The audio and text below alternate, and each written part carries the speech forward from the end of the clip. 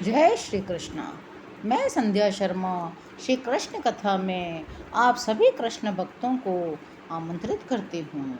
महाराज परीक्षित सुखदेव गोस्वामी जी से श्रीमद् भागवत की कथा श्रवण कर रहे हैं। महाराज परीक्षित सुखदेव गोस्वामी जी से पूछते हैं, प्रिय भगवान, भगवान श्री कृष्ण एक साथ ही मुक्ति एवं भगवत प्रेम दोनों के प्रदाता हैं। जो व्यक्ति श्री भगवान का भक्त बनता है वह अपने आप ही बिना प्रयत्न किए मुक्ति प्राप्त कर लेता है। महाराज परीक्षित आगे कहते हैं, वार्तालाप करने की क्षमता को श्री कृष्ण के इंद्रिय अतीत गुणों के वर्णन से पूर्ण किया जा सकता है। किसी व्यक्ति की अपने हाथों से कार्य करने की क्षमता तभी सफल होती है जब व्यक्ति उन हाथों से श्री भगवान की सेवा करता है। व्यक्ति का मस्तिष्क तभी शांत हो सकता है जब वह केवल श्री कृष्ण का स्मरण करे। कानों का कार्य श्री कृष्ण के दिव्य कार्यों का श्रवण करके ही पूरा किया जा सकता है। श्री भगवान प्रत्येक जीवात्मा के हृदय में निवास करते हैं। शरीर श्री भगवान का मंदिर है, प्रत्येक जीवात्मा का आदर करता है। यदि कोई व्यक्ति और कुछ न कर सके तो कम से कम वह भगवान और उनके प्रतिनिधि के सम्मुख झुककर प्रणाम करे। चरणामृत का रसास्वादन तो कर ही सकता है। चरणामृत वह जल है जिससे भगवान अथवा उनके चरणों को धोया जाता है। सुखदेव गोस्वामी जी ये सुनकर भक्ति के आनंद से अभिभूत हो गए। वे अत्यंत आनंद के साथ श्रीमद् भागवत का वर्णन करने लगे। भगवान श्री कृष्ण का एक सुंदर ब्राह्मण मित्र था। आध्यात्मिक ज्ञान में अत्यंत उन्नत था। विकसित ज्ञान के कारण भौतिक आनंद में तनिक भी आसक्त नहीं था। जो व्यक्ति ज्ञान की चरम सीमा में पहुंच गया है वह श्री भगवान के प्रति आत्मसमर्पण कर देता है। उन इंद्रियों का पूर्ण नियंत्रण जो भौतिक आनंद के प्रति सदैव आकर्षित होती हैं, भक्त की इंद्रियां विशुद्ध रहती हैं।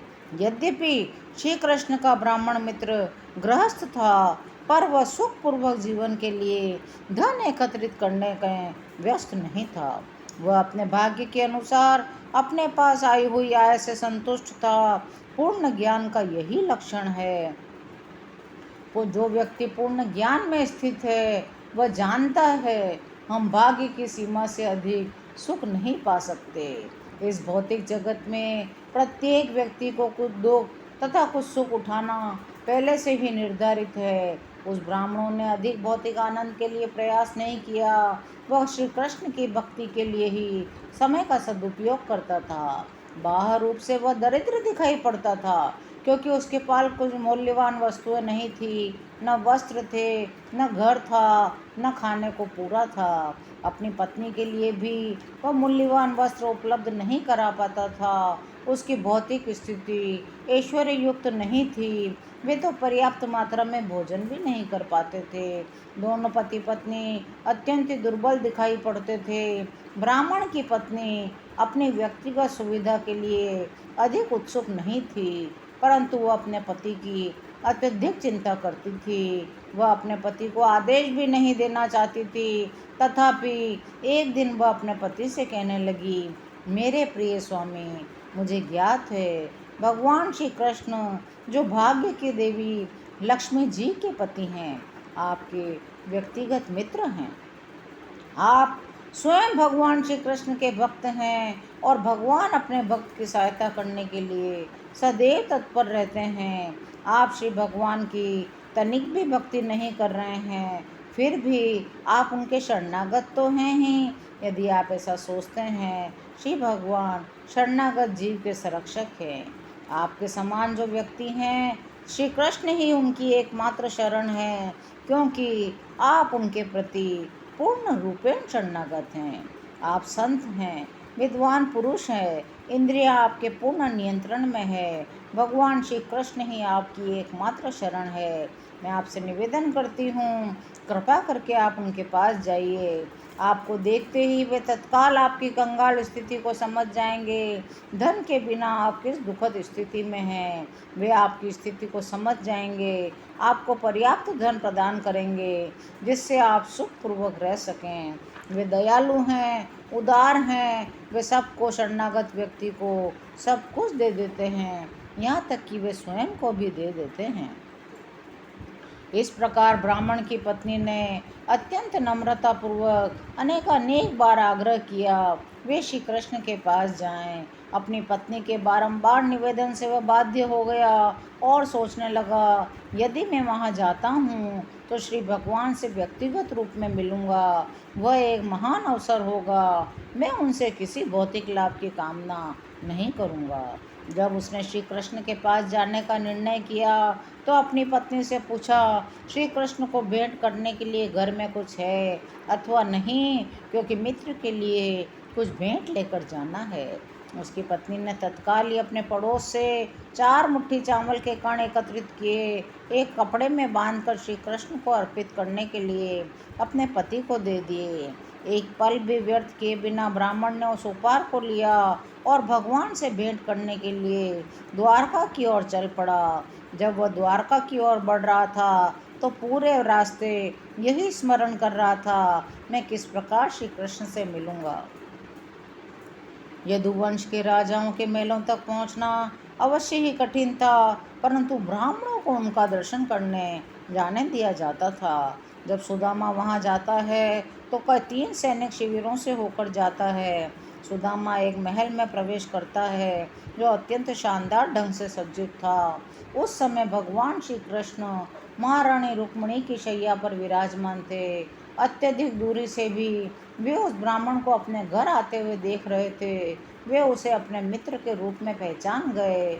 भगवान श्री कृष्ण ने तत्काल ही अपनी गद्दी छोड़ी। अपने ब्राह्मण मित्र का स्वागत करने के उद्देश्य से वे आगे आगे दौड़े आए और सुदामा को अपनी दोनों भुजाओं में आलिंगनबद्ध कर लिया। भगवान श्री कृष्ण सभी दिव्य आनंद के भंडार हैं, तथापि उस दरिद्र ब्राह्मण का आलिंगन करके उन्होंने स्वयं अत्यधिक आनंद का अनुभव किया, क्योंकि वे अपने अति प्रिय सखा से मिले थे। श्री कृष्ण ने उसे अपनी शैया पर बिठाया, उसके लिए सभी प्रकार के फल और पेय पदार्थ लाए और पूजनीय अतिथि के स्वागत के लिए उनका सत्कार किया।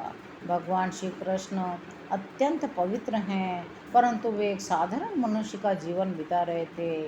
उन्होंने ब्राह्मण के पैर धोए, स्वयं के शुद्धिकरण के लिए उस जल को अपने सिर पर छिड़का, ब्राह्मण के शरीर पर विभिन्न प्रकार के सुगंधित वस्तुएं, चंदन, अगरू, केसर का लेप किया, सुगंधित अगरबत्तियां जलाई, जलते हुए दीपकों से आरती की और फिर बोले, मेरे प्रिय सखा सुदामा, यह अहोभाग्य है आप यहाँ आए हैं। अत्यंत दरिद्र होने के कारण ब्राह्मण ने सुंदर वस्त्र भी धारण नहीं किए हुए थे। वस्त्र गंदे भी हो गए थे, फट भी गए थे, वह स्वच्छ भी नहीं दिख रहा था, उसकी हड्डियां भी स्पष्ट रूप से दिख रही थी। भाग्य की देवी रुक्मिणी देवी व्यक्तिगत रूप से उसे पंखा जलने लगी।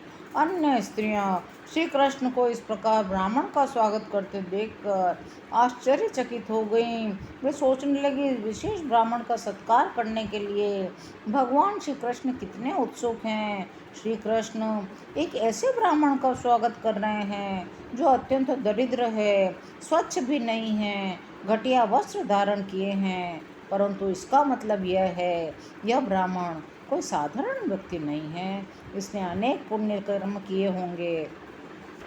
वह भगवान श्री कृष्ण की शैया पर बैठा था। वे विशेष रूप से चकित हुई। ये भगवान ने उसका आलिंगन उसी प्रकार किया जैसे वे अपने ज्येष्ठ भ्राता बलराम श्री का करते हैं। ब्राह्मण का समुचित प्रकार से स्वागत करके अपनी शैया पर बिठाते हुए श्री कृष्ण ने कहा, मेरे प्रिय ब्राह्मण मित्र सुदामा, आप सर्वाधिक बुद्धिमान व्यक्ति हैं। आप धार्मिक जीवन के सभी सिद्धांतों से परिचित हैं। हमारे गुरुदेव के गृह से अपनी शिक्षा पूर्ण करने के पश्चात, उन्हें पर्याप्त रूप से दक्षिणा देने के पश्चात आपने अपने घर लौटकर एक योग्य पत्नी स्वीकार की होगी। आरंभ से ही आप भौतिक जीवन के प्रति तनिक भी आकर्षित नहीं थे, न ही आप भौतिक दृष्टि से ऐश्वर्यवान होने की कामना रखते थे। मेरे प्रिय मित्र, मुझे आशा है तुम्हें हमारे विद्यार्थी जीवन के वे दिन भी स्मरण होंगे जब हम दोनों एक साथ रहते थे। जो ज्ञान हम दोनों ने अपने जीवन में प्राप्त किया वह ज्ञान विद्यार्थी जीवन में एक साथ ही पाया है। यदि विद्यार्थी जीवन में व्यक्ति किसी योग्य शिक्षक के मार्गदर्शन में पर्याप्त मात्रा में ज्ञान प्राप्त करता है तो भविष्य में उसका जीवन सफल हो जाता है। अज्ञान के सागर को वो सरलतापूर्वक पार कर सकता है। सर्वप्रथम मनुष्य अपने पिता को गुरु माने, क्योंकि पिता की ही कृपा से उसे शरीर प्राप्त होता है। दूसरा गुरु हमें आध्यात्मिक ज्ञान की दीक्षा देने वाले हैं।